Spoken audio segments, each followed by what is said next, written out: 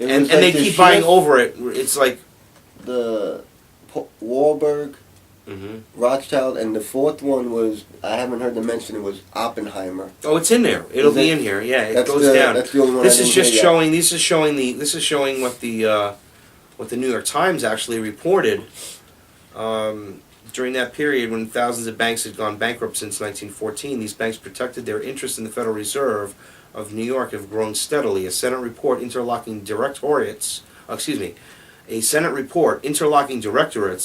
among the major U.S. corporations, a staff study on the Senate Committee on Governmental Affairs on June 15, 1978, shows that 5 of the aforementioned banks held a total of 470 interlocking directorates in the 130 major corporations of the U.S. Now, they just we talked about that recently, where I did a whole show on the 147 companies that own everything.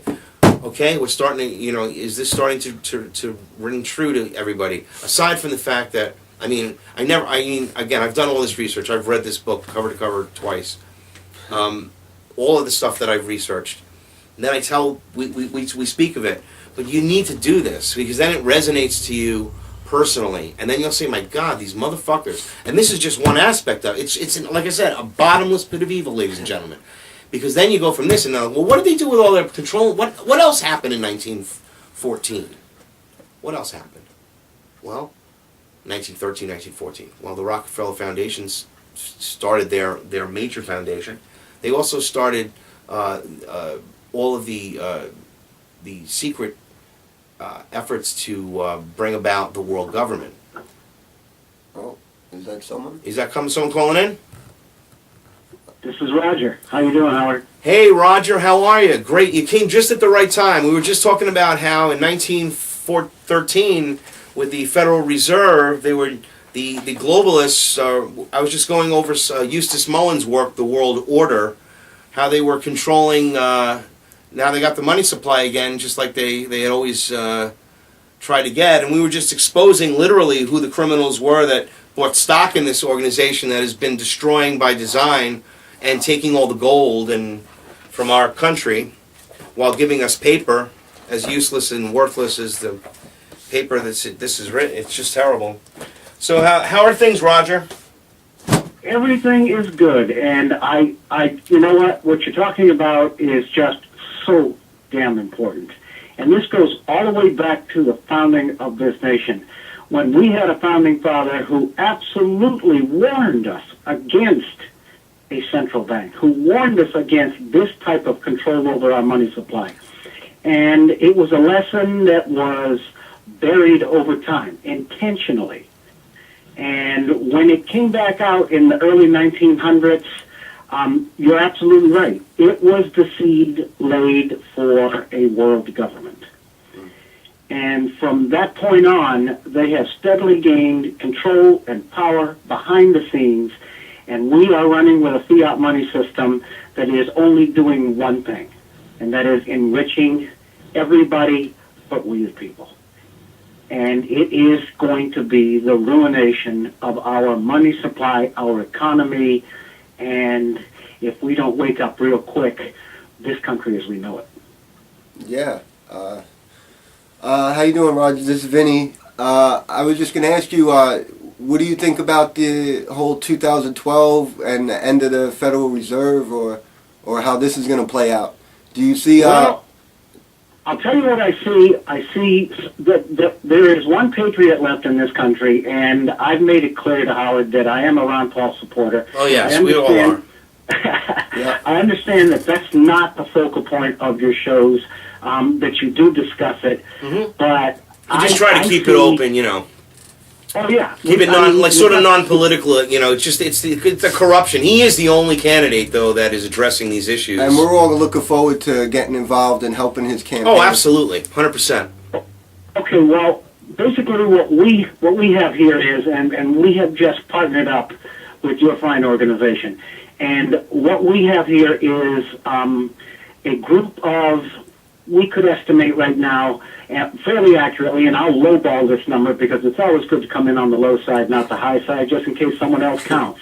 Between 125 and 130,000 voices at this point. Nice. This is all being done on Facebook, and a lot of people out there listening might go, well, how the heck do you do something like that on Facebook? Because you can't, by new restrictions, have a group that consists of over 5,000 members. Yeah. You can have a lot of likes on a page. You can have hundreds of thousands of likes on a page, but that doesn't mean anything. All a like means is that somebody went there, saw an article, and in order to comment on that article, they had to like the page. Yep. That doesn't mean they're a member. That doesn't mean they ever come back. The important number on a Facebook page is the number where it says people are talking about this. Those Right. are the actual people that are coming back. So when you're talking membership, you're talking about groups. These are people that are active all the time. Now, what we decided to do 10 months ago, I sat down with a laptop and 25 friends and decided that there has to be a way to unite all of these voices, because Facebook is a great venue. It really is for people to bitch, complain, moan and groan, talk about things they don't like. But the inherent limitations are group size. And if you can say anything and come up with brilliant ideas, but you're still limited to the group you're discussing with. So the precept behind We the People Network was to network all of these groups together, these like-minded, patriotic-minded groups together, and form a voice, one voice that we could all talk with and give us some political clout. Well, we're over 100 forums now, and we're well over 100,000 members, and these are people who actually have something to say. Our biggest push at this point is to get Ron Paul into office, because hand in hand with the discussion you're having right now is his disdain for the Federal Reserve. Oh yeah, it's incredible. I mean, it's enslavement, Roger, as you know. I mean, It is. It is a design. It was a design implosion, and I've been talking about this since my very first day on air in October. That this was all set up to fail. Now these criminals. Did you hear the latest, Roger? The criminals are actually Bernanke and Paulson. They're all. They're just denying. They said, "Well, we had no way of knowing. We didn't realize that there would be a we're just absolute assholes." I'm sorry. Let me ask you a question, okay? How the hell do you become so powerful in an organization that's bent on controlling the entire world if you're a moron? Yeah. Because he's not a moron. He's doing not a moron. Because he's lying to the sheeple. That's why.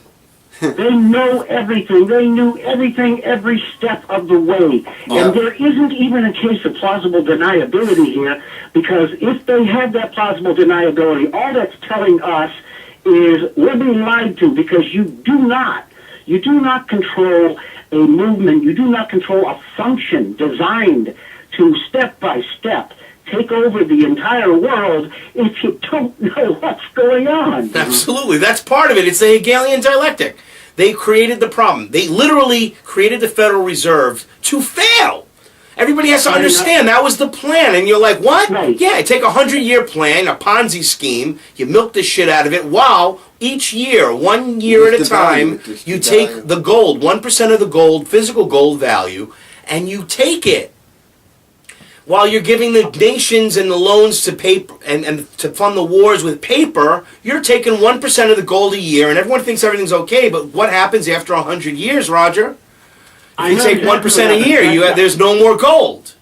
Pull a dollar bill out of your pocket and take a look at it. And I'm going to tell you right now, it's still worth 100 pennies.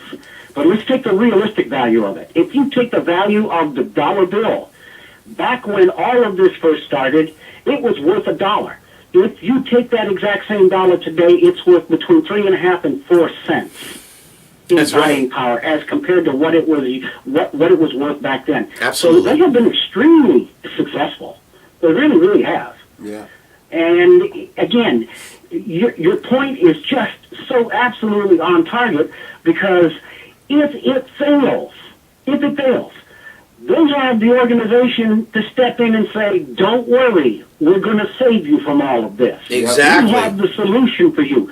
And you're going to have masses of people in this country and around the world that are suffering so badly, they're looking for any type of relief. It's called the only thing sheeple. is, the relief that's being offered is worse than what caused the problem. Yeah. Absolutely.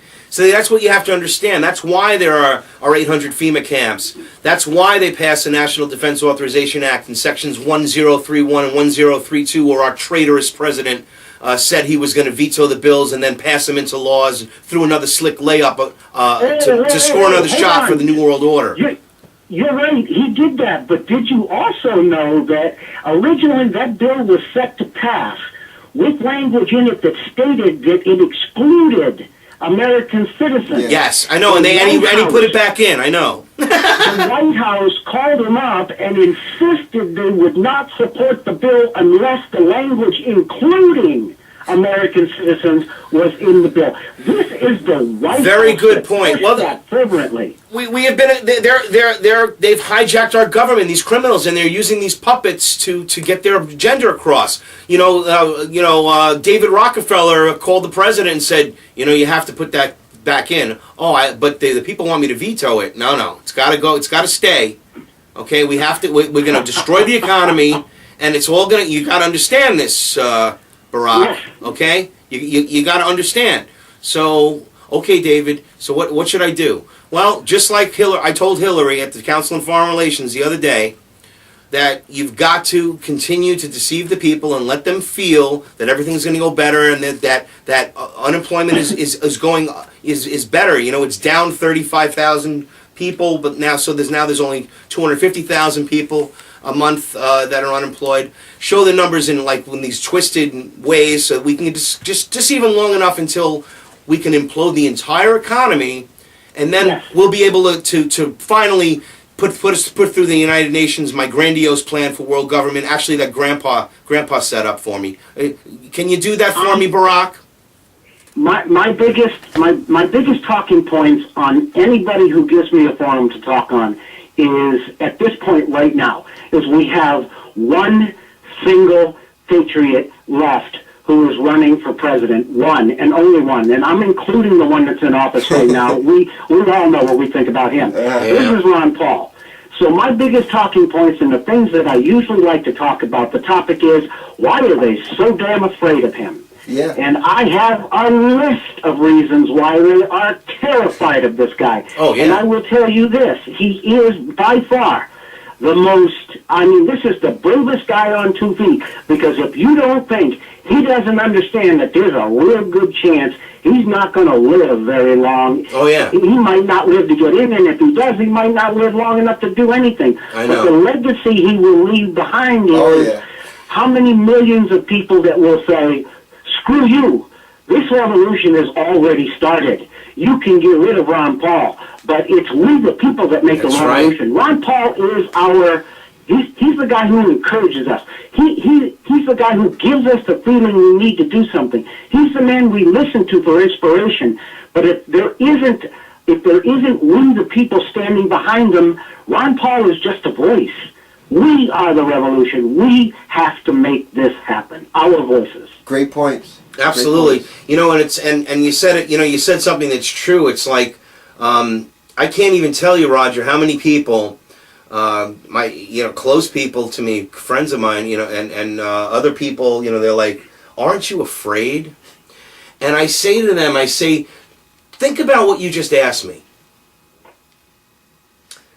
Saying the stuff that I'm saying on the air. Think about what you're asking me. So what you're asking me to say is, I'm afraid of my government. What you're trying to ask me is, why should I be afraid of my government? Does that say anything? Does that speak to you at all? And that screams volumes. Right, and they look at and then they have this. If anyone ever asks you this, Roger, and I'm sure they do, say something like that to them, and they will have this look on their face. It's sort of like it goes like blank, like a blank look on their face, because all of a sudden it resonates so deeply that that's exactly the point that we're trying to make. You have made my point for me. Right, exactly. By asking me that question, you have made my point. So yes, I'm in the crosshairs. So what? We're all in the crosshairs. They're going to put us in FEMA camps and force inoculate us and all this. God knows what else they're going to put up. Look, did you hear what happened in New York the other day, Roger?